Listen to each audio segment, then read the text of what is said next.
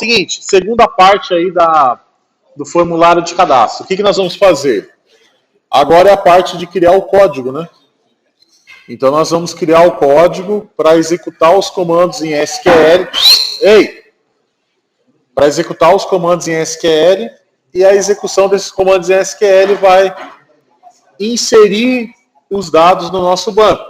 Beleza? Bom, como que a gente vai fazer isso, tá, gente? Antes de mais nada, vou dar um duplo clique aqui em Form 1, só para ele abrir aqui o nosso form.cs, que é a parte do código. Vou dar uma olhadinha aqui. Perceba, gente, que anteriormente nesse projeto eu tinha criado uma classe, né, pública, e aqui eu tenho uma matriz dinâmica, certo? Com retorno, né, de uma matriz dinâmica, onde eu passo até 2 parâmetros, tá?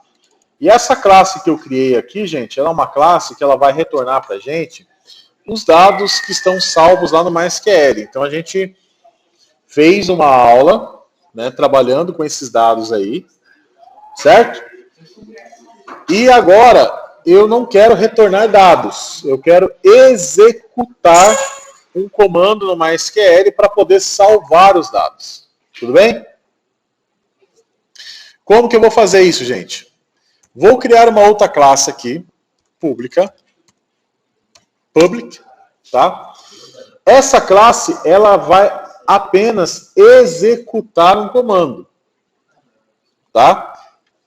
Ela só vai executar um comando em SQL, não vai fazer mais nada, não vai ter nenhum tipo de retorno de dado. Então, ela tem que ser do tipo vazia, ok? Vou dar um nome para ela, vou chamar aqui de query MySQL, tá? Vou dar um nome aqui para ela. E ela vai ter basicamente algumas passagens de parâmetro. Primeiro parâmetro, obviamente, eu vou chamar aqui uma string, que vai ser os dados de conexão, né? E depois eu vou colocar uma outra string que eu vou chamar de query, tá? Essa string query é, obviamente, o comando que eu vou passar para essa classe e ela vai executar o comando em SQL, né? Professor, por que nós estamos trabalhando com classe, né? Vamos revisar um pouquinho. Por que nós estamos fazendo uso de classes aí no projeto, né? Porque nós vamos executar esse comando mais de uma vez, não é? Nós vamos executar esse comando mais de uma vez. Então, devido a esse fato, é altamente necessário que nós venhamos a trabalhar com classe. Não dá para ficar sem trabalhar com classe, tá? Os comandos aqui, gente, é padrão. Primeiro, MySQL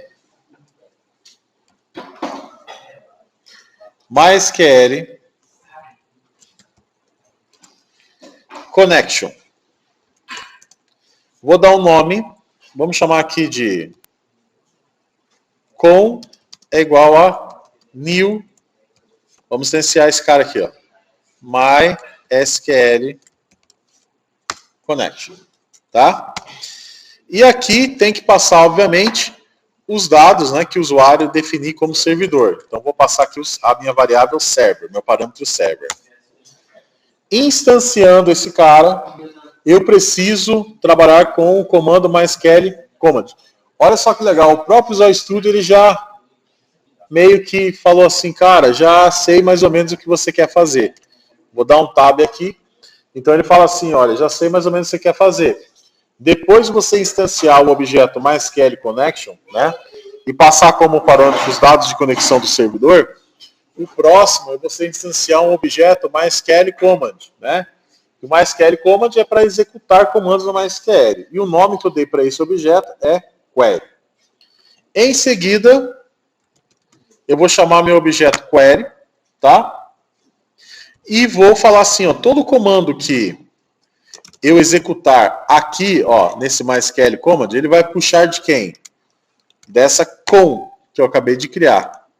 Se quiser colocar um nome mais bonito, ó, conexão, vai. Pronto. Coloca um nome mais bonito aqui, ó, conexão.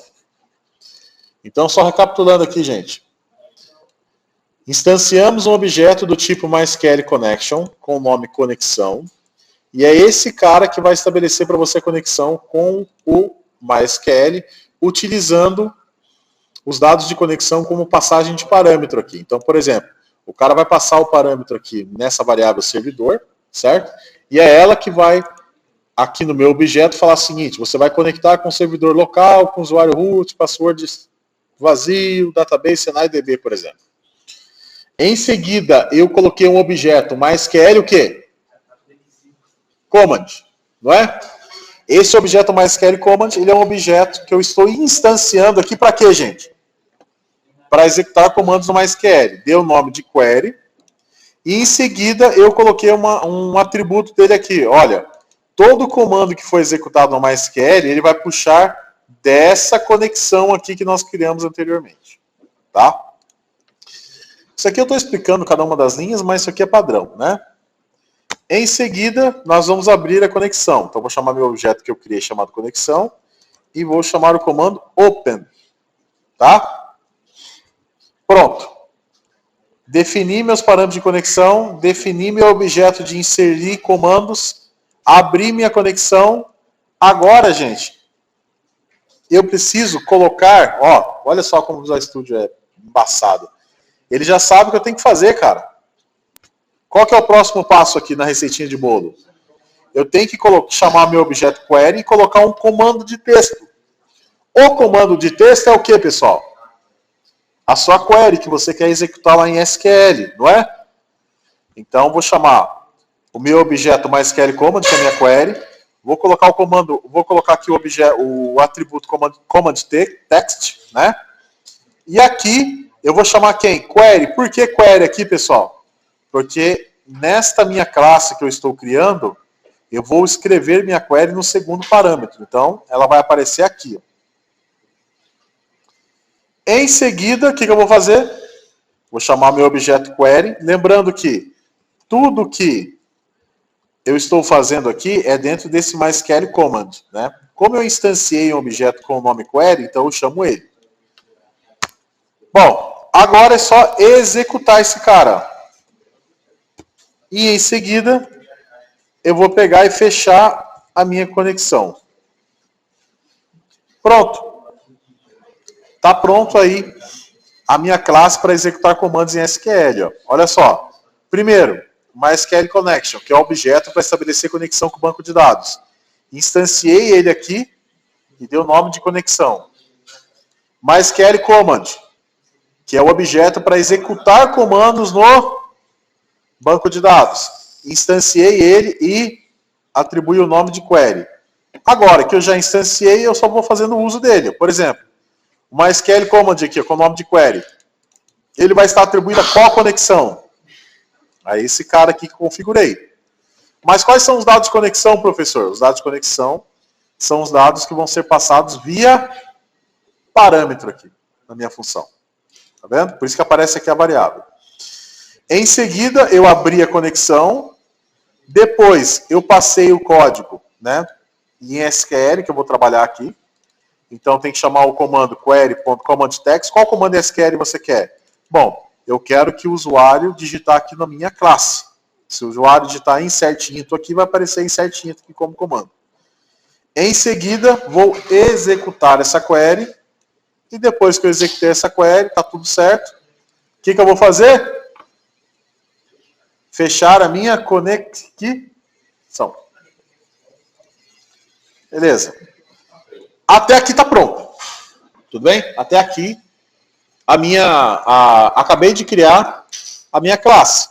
Perceba que essa classe ela é muito mais simples, né? Não tem que fazer nenhum tipo de tratamento de dados aqui. Simples. A gente vai colocar no botão. A pergunta dele, eu não posso fazer uso do try catch aqui? Sim, mas a gente vai colocar esse recurso no evento do botão. Tá? Bom, criei essa classe, agora eu posso usar ela quantas vezes eu quiser. Né? Eu já estou ensinando vocês a trabalhar com classe, gente, porque senão o seu código vai ficar extremamente poluído. Né? Você vai ter que ficar executando aí, repetindo códigos, além de ficar poluído, vai ficar um código muito feio. Né? Então, trabalhando dessa forma, você não vai ter problema. Quando você está trabalhando com classe, você está de boa, porque você só chama a classe e ela executa de boa. Bom, agora voltando aqui no meu BTN cadastrar, na outra parte da aula, eu expliquei para vocês a parte de validação. Supondo que nós passamos por todo esse processo de validação, nós vamos entrar dentro desse if aqui, certo? E este if aqui, gente, ele vai executar o quê? Os comandos de quem? De inserção de dados no MySQL, né? Só que para isso é interessante que eu coloque esses dados na onde? Dentro de uma estrutura de try catch. Por quê, professor? Porque se ocorrer algum erro, ele vai mostrar para o usuário qual é esse erro, né? Vou chamar aqui meu exception, né? Vou dar um nome para ele de mensagem erro, tá? E se porventura der algum erro, gente, o que ele vai fazer? Ele vai mostrar para o usuário, ó, olha só, messagebox.show, vai fazer o seguinte, olha, erro, certo? Vou concatenar, então colocar um mais, e vou chamar o meu exception aqui, ó. Mensagem erro.message, tá? Acho que é legal até pular uma linha aqui, tá? Erro, e aqui na frente aparece a mensagem de erro. Em seguida, o título da janela, que eu vou chamar de Senai. Depois eu vou colocar o atributo aqui, ó, message buttons, box buttons.ok, para mostrar o botão ok. Em seguida, eu vou colocar o message icon.error, né? Pronto. Message box icon.error para mostrar o ícone do erro, tá? Posso fazer mais alguma coisa, pessoal? Pode, mas isso aqui já é o suficiente, né? Então, se a validação do meu formulário estiver ok, ele vai aceitar o que está dentro desse if e ele vai executar as informações que estão dentro aqui do try. Se porventura falhar alguma coisa, ele cai aqui e mostra a mensagem de erro para o usuário, tá? O que nós vamos executar aqui, gente? A query para poder inserir os dados na onde? No banco de dados. Então eu vou chamar a minha classe que eu criei, ó, query MySQL, abre parênteses. Qual é o servidor? Eu não criei uma variável aqui com os dados de acesso ao servidor? Config conexão DB? Então vou chamar ela aqui, ó. Qual é o meu servidor? E agora qual é a query que eu quero utilizar? O comando em SQL, ó, é o insert into, certo? Ah, professor, não lembro desse comando. Gente, eu passei para vocês, nas aulas anteriores eu expliquei, está gravado isso, e eu mandei para vocês um PDF explicando cada um dos comandos, tá? O que esse comando insert into vai fazer? Ele vai inserir dados no banco, tá? Em qual tabela, gente? Cadastro de fornecedor. Então, vou pegar o nome dessa tabela aqui, tá? Insert into, restaurante, cadastro, fornecedor. Entre parênteses, eu vou colocar o nome das colunas, tá? Entre parênteses, eu vou colocar o nome das colunas. Quais são os nomes das colunas, gente? Nome do fornecedor, CNPJ e descrição, tá? Ok? Pode ir.